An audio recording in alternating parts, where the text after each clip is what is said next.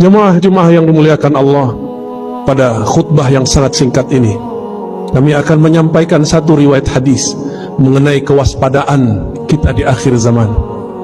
Suatu kali diriwayatkan bahwa Sayyidina Ali dalam hadis Bukhari, begitu juga hadis Muslim, mengirimkan Ghunaimah atau Zuhaibah beberapa emas, beberapa harta rampasan perang tentunya, dikirim dari Yaman ke Madinatul Nabi, Madinah At-Tayyibah, Madinatul Rasul sallallahu alaihi wasallam.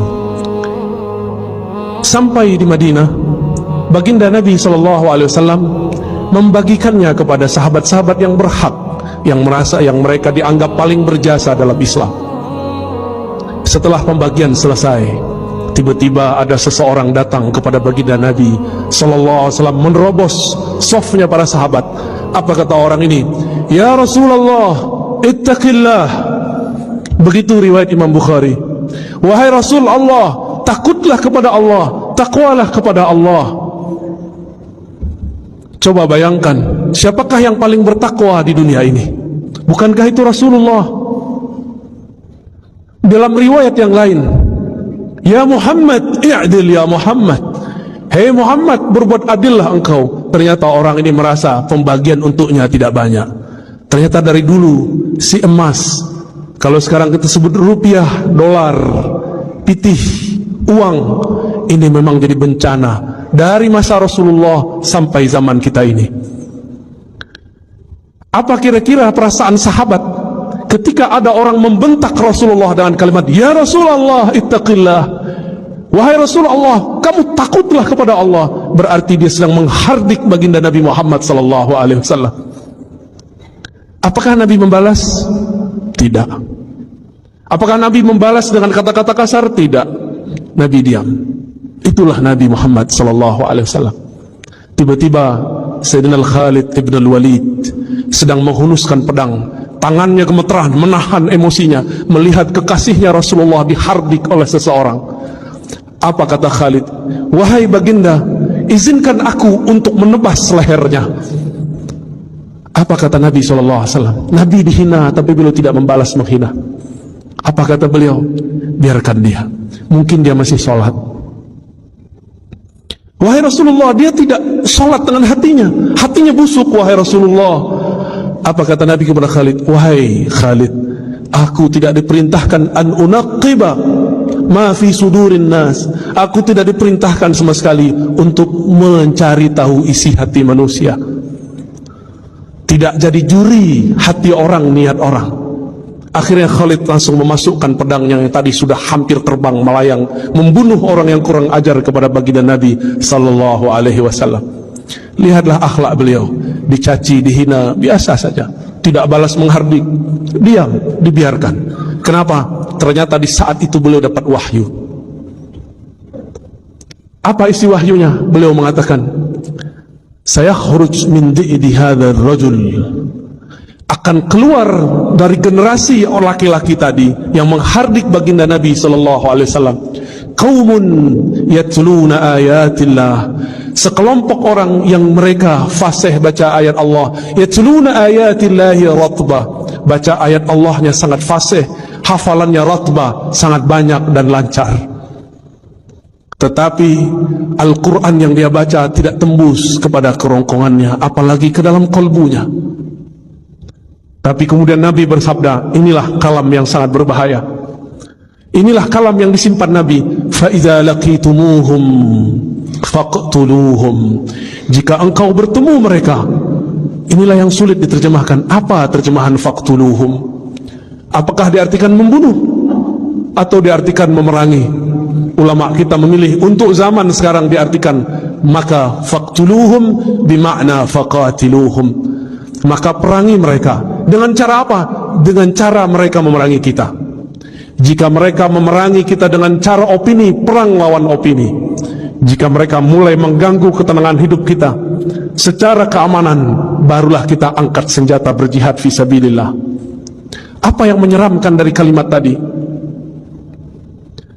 Bukan kalimat faqtuluhum semata, tapi yang membuat kita sedikit agak bingung. Sebenarnya tidak bingung. Apa itu? orang ini yang disuruh Rasulullah untuk diperangi, ternyata mereka hafal ayat Allah, lancar baca kitabullah, tapi kitabullahnya tidak tembus sampai kepada kalbunya. Apa media supaya banyak orang baca ayat-ayat Allah? Tentu ada ma'had tahfiz, rumah-rumah tahfiz. Maka di akhir zaman ini banyaklah rumah tahfiz. Ternyata inilah maksud Rasulullah. Nanti di akhir zaman kalian akan menemukan banyak rumah-rumah tahfiz.